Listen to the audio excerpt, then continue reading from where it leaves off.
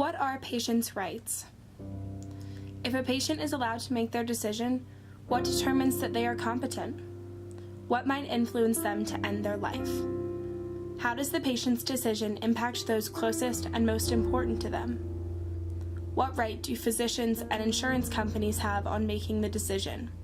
Will they be held accountable? Is it right to allow someone to die on their own terms so that their quality of life is never lessened? Should we be focusing our research on finding other alternatives? Because in the United States, legal precedence of common law states that the right to life is inalienable and sacred.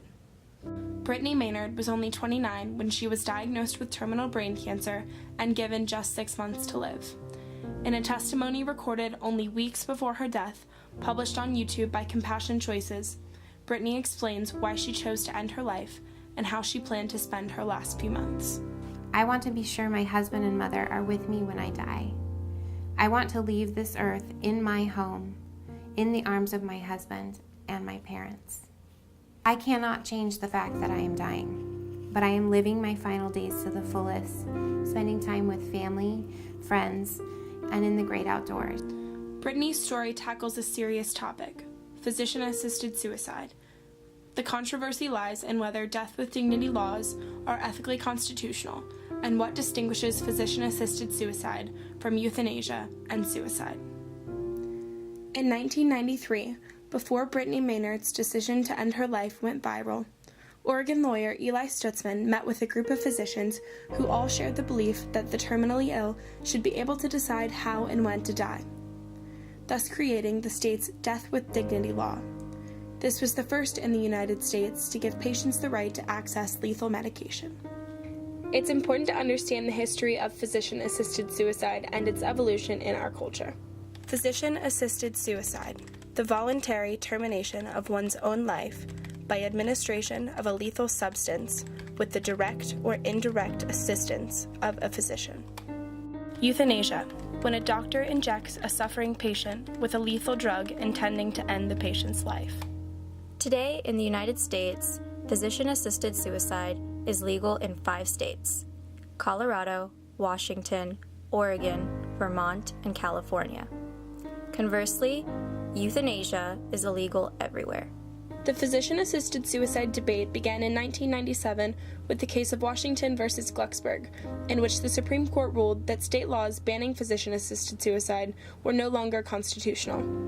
This left the legality of physician-assisted suicide up to the states, and subsequently led Oregon to make the initial push with its Death with Dignity Act. Death with Dignity laws stem from the basic idea that those who are terminally ill, not the government or religious leaders, should make their end-of-life decisions and determine how much pain and suffering they should endure. In 2014, Brittany Maynard seeks to end her life by physician-assisted suicide and moved to Oregon to do so.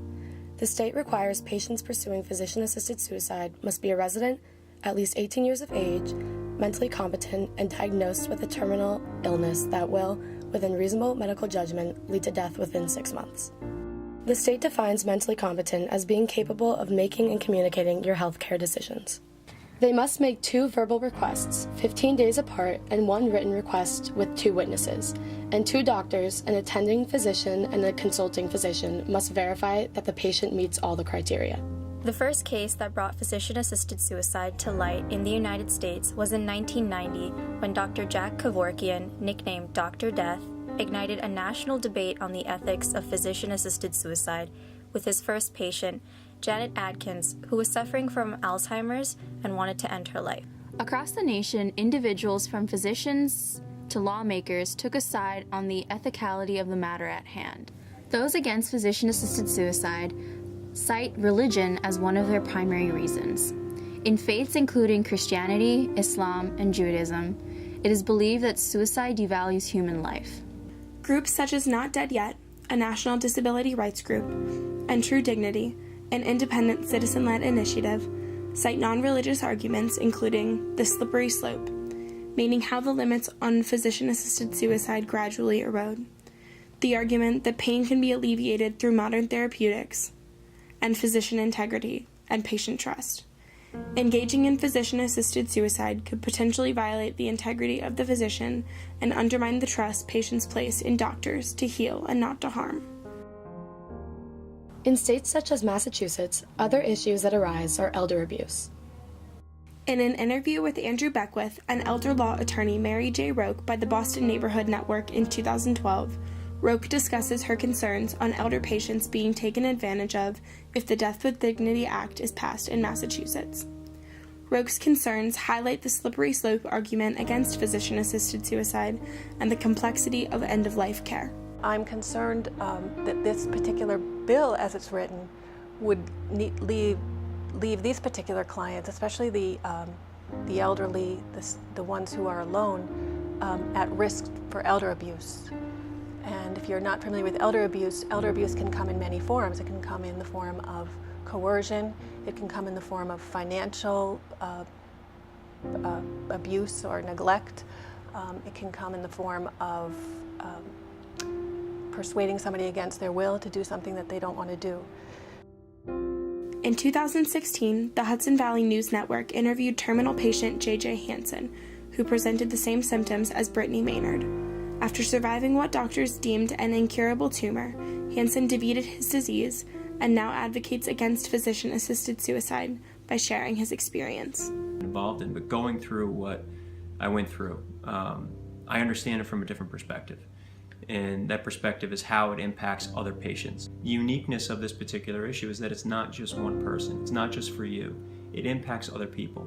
So your decision to potentially end your life early could impact my life in very negative ways. It could take my life away from me. It could end my life. Hansen's story allows us to understand that it is not just about a single patient, but also others suffering from similar terminal illnesses. The decision to end your life could have adverse effects on another person's life. However, when we actually ask the terminally ill, not all think the same way that Hansen does.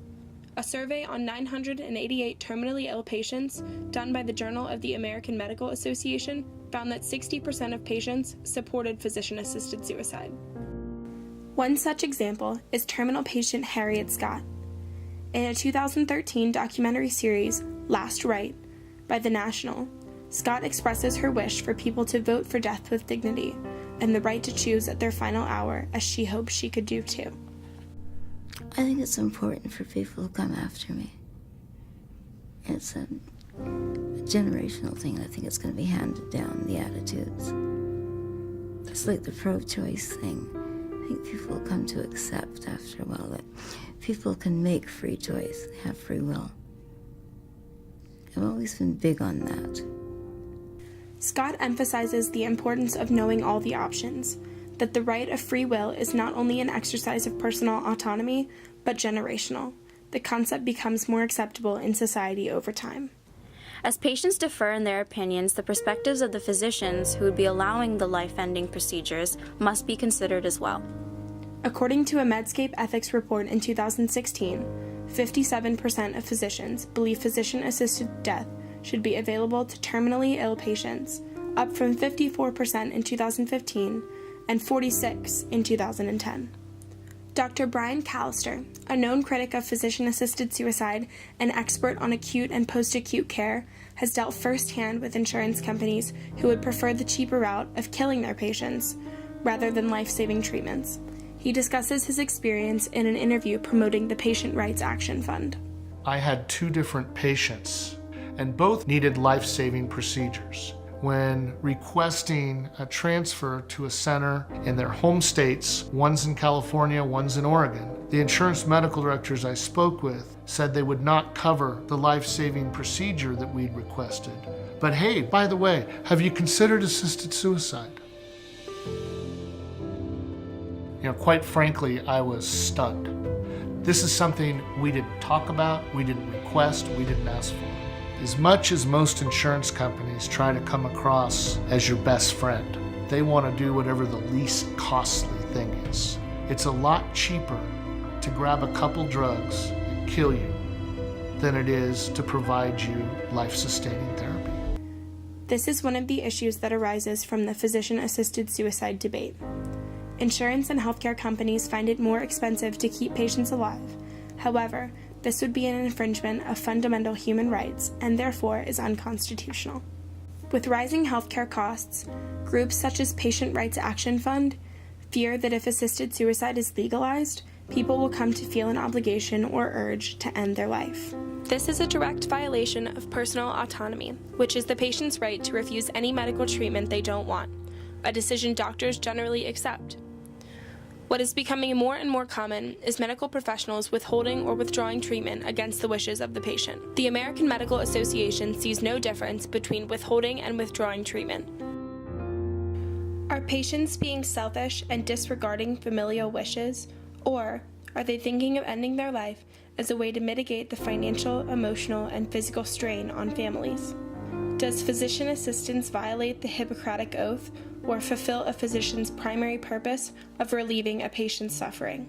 Should families, and on a larger scale society, shun physician-assisted suicide on religious grounds, or accept it because it shows respect for individual choice? If both sides of this debate want a say in their end-of-life care while still respecting ethical boundaries, then we must understand the arguments driving both perspectives in order to come to a resolution.